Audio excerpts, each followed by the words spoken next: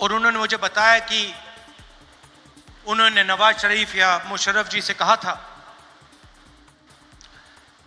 कि अगर आप हिंदुस्तान और पाकिस्तान के बीच में शांति लाएंगे तो पूरी दुनिया आपका नाम याद करेगी। और उस टाइम जब जर्नलिस्ट ने कहा था, मुझे एक बात याद आई थी। जैसे ही उसके मुंह से ये शब्द निकले थे, मेरे दिमाग में यह बात उठी थी कि मैं छोटा सा बच्चा था, 7-8 साल का, और मैंने इंदिरा गांधी जी से यह सवाल पूछा कि दादी, मरने के बाद आपके बारे में लोगों को क्या कहना चाहिए, क्या सोचना चाहिए? जानते हो इंदिरा गांधी जी ने क्या जवाब दिया, जो मुझे आज तक परफेक्ट जवाब लगा।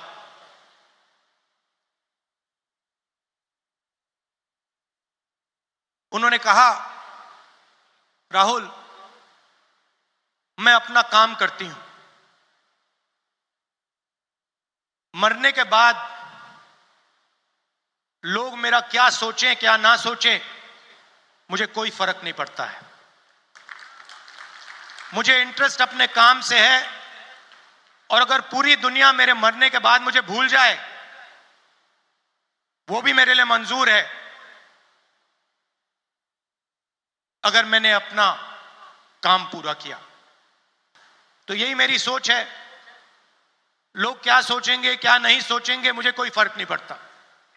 सच्चाई क्या है और मुझे क्या करना है, वो मैं करना चाहता हूं।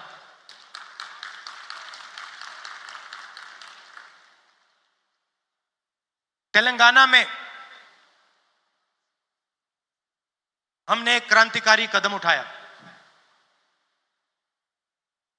जाति जनगणना।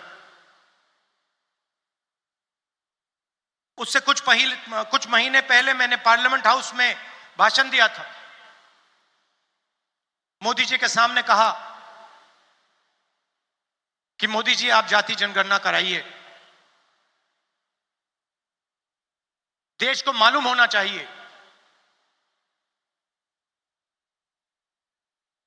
इस देश में दलित कितने हैं,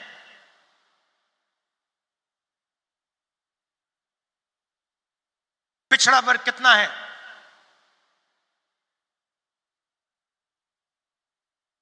अति पिछड़ा कितना है, अति दलित कितने हैं, आदिवासी कितने हैं,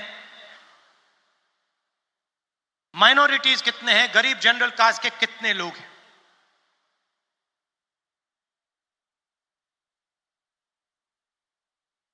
और मैं सिर्फ जाति जनगणना के पीछे नहीं था। जाति जनगणना एक कदम है। मुझे यह पता लगाना था कि इस देश में किसकी कितनी भागीदारी है। उस समय मैंने कहा था कि देश का एक्सरे होना चाहिए, पता लगाना चाहिए कि जो हमारे दलित, आदिवासी, पिछड़े वर्ग के लोग धूप में काम करते हैं, मजदूरी करते हैं, क्या सचमुच में यह देश उनकी इज्जत करता है? क्या सचमुच में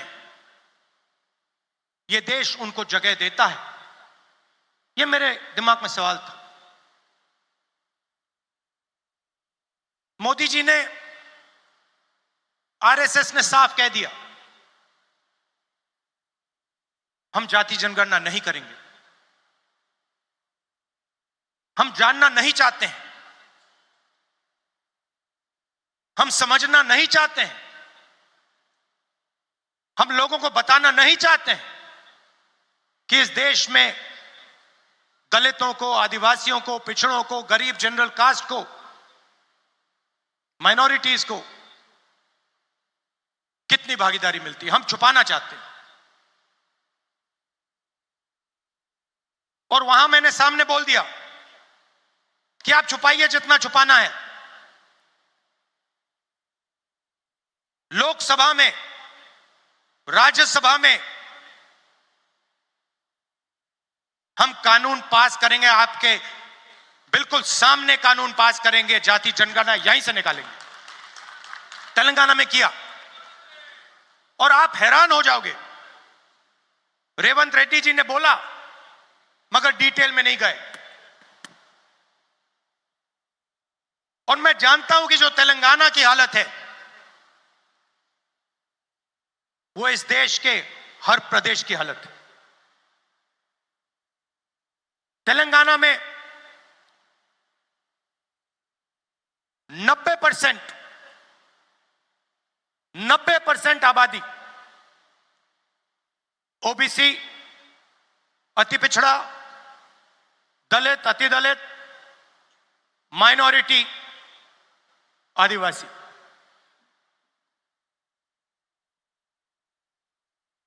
तेलंगाना का कॉर्पोरेट सेक्टर देखिए, मालिकों की लिस्ट, सीईओज की लिस्ट, सीनियर मैनेजमेंट की लिस्ट, 90% में से आपको एक व्यक्ति नहीं मिलेगा।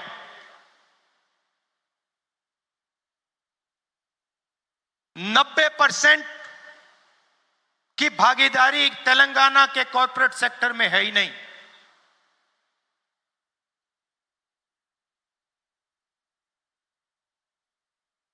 आजकल 21वीं सदी में मजदूर को गिग वर्कर कहा जाता है। वो घरों में खाना ले जाते हैं, घरों में खाना पकाते हैं, पिज्जा ले जाते हैं, अमेज़न की डिलीवरी ले जाते हैं, धूप में ले जाते हैं, सड़क पे मरते हैं। तेलंगाना में उनकी लिस्ट निकाली,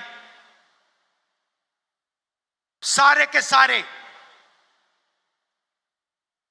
या ओबीसी या दलित या आदिवासी। अब तेलंगाना में जाति जनगणना ने एक बिल्कुल नया औजार दिया है। तेलंगाना में हम सचमुच में विकास का काम कर सकते हैं। तेलंगाना में हम पिन पॉइंट एक्यूरेसी के साथ भागीदारी के बारे में हर सेक्टर में आपको बता सकते हैं। और मैं खुश हुआ कि जाति जनगणना होने के एकदम बाद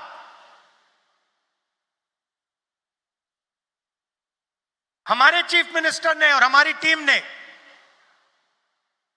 ओबीसी रिजर्वेशन को 42% तक पहुंचा दिया है।